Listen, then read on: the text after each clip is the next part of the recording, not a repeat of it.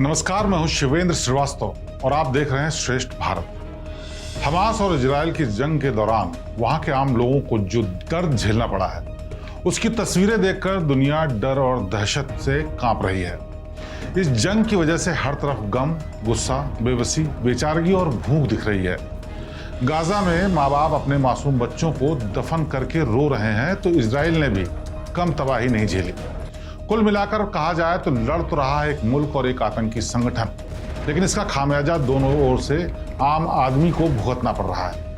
Hamas और Israel की जंग कई परिवारों को ऐसा दर्द दे चुकी है जिसे कभी वो भूल नहीं पाएंगे। न दूर किया जा सकता है इस दर्द को और न ही भूला जा सकता है। 7 अक्टूबर 2023 को अचानक इजराइल की सरहदों में घुसे हमास के लड़ाकों ने ऐसी दरिंदगी दिखाई कि सारी दुनिया कांप गई।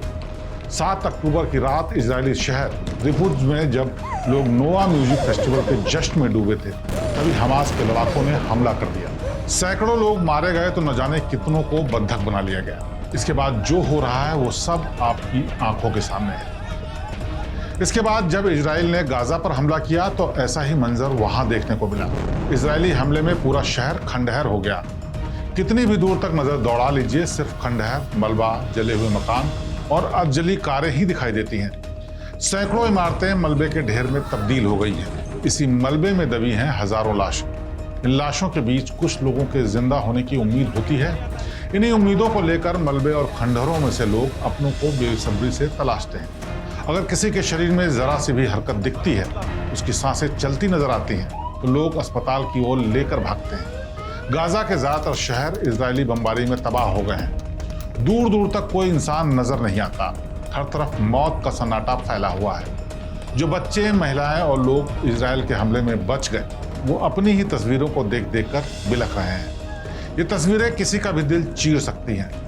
बमबारी में जो लोग बच भी गए वो घायल हैं और दवाइयों के इलाज के लिए तरस रहे हैं। जो घायल नहीं है वो भी भूख और प्यास से बेहाल है। इजराइल और हमास के बीच जारी इस जंग में एक कहानी सामने आई है। सेंट्रल गाजा के दायर अल बलाह इलाके से, जहां एक 9 साल का बच्चा खालिद अपने परिवार के साथ खुशहाल जिंदगी जी रहा था।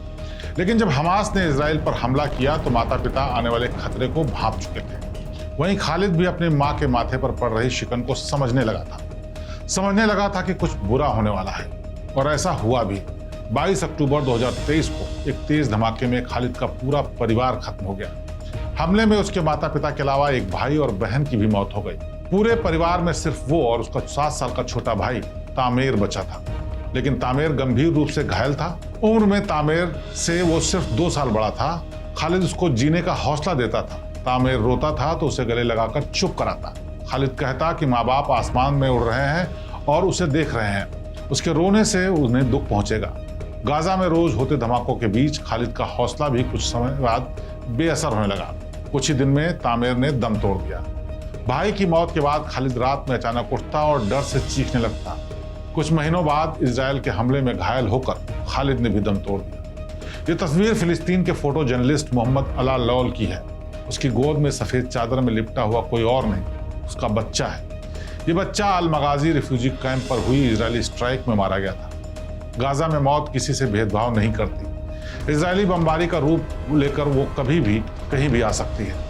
मोहम्मद अला लौल 5 नवंबर को जब घर पहुंचे तब तक उनके चारों बच्चे मारे जा चुके थे। ऐसी न जाने कितनी कहानियां सामने आई हैं जो बेबसी, बेचारगी और बेहिसाब दर्द से भरी हुई हैं। गाजा में सामूहिक तौर पर लोगों को दफनाया जा रहा है। दर्जनों लोग जमा हैं, दुआ के लिए हाथ उठ रहे हैं।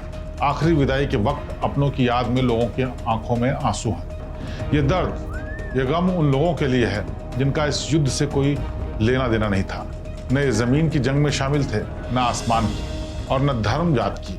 लेकिन दर्द सबको सहना पड़ रहा है। इजराइल और हमास की जंग हर बीते दिन के साथ और घातक होती जा रही है।